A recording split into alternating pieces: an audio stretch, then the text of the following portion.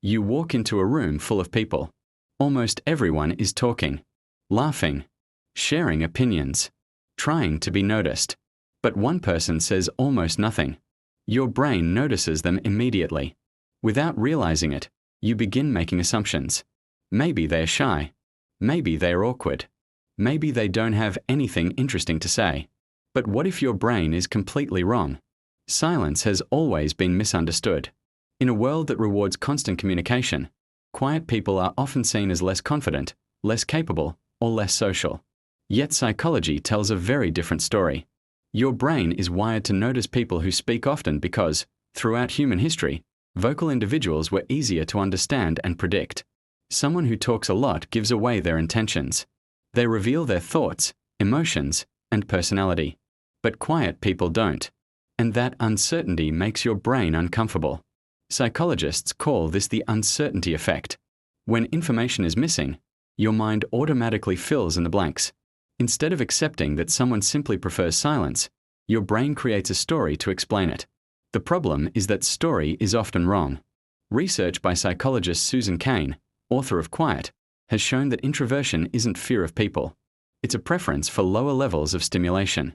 While extroverts often gain energy from social interaction, introverts usually recharge by spending time alone. That doesn't mean they dislike people.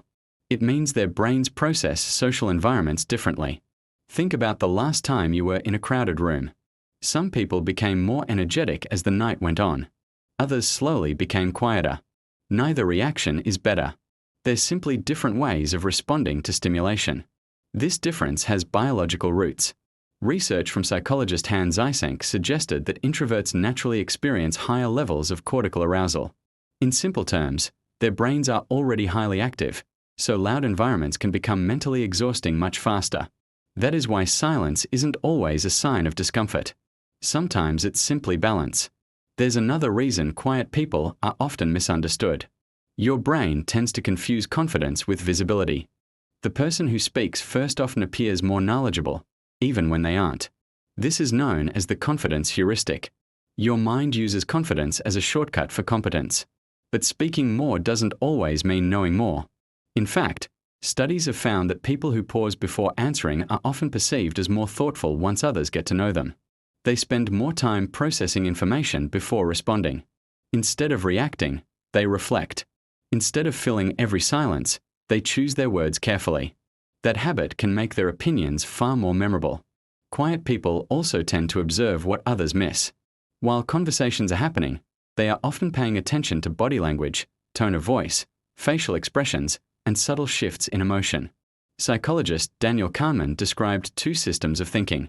One is fast, automatic, and emotional.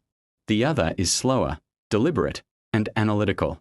Although everyone uses both, quiet people often rely more heavily on slower, reflective thinking before speaking. This doesn't make them smarter, but it can make their decisions feel more deliberate. Of course, not every quiet person is the same. Some are naturally introverted. Some are simply good listeners. Some are anxious. Others are deeply confident and feel no need to prove themselves through constant conversation. The mistake is assuming they all fit into one category. Silence doesn't reveal character. It hides it. And that's why your brain struggles with it. The next time you notice someone saying very little, pay attention to your first assumption. Did they actually give you a reason to think that? Or did your mind create the explanation on its own? Sometimes the loudest person in the room is simply the easiest to notice. Sometimes the quietest person understands the room better than anyone else. Silence isn't empty. It's often full of observation, reflection, and self-control.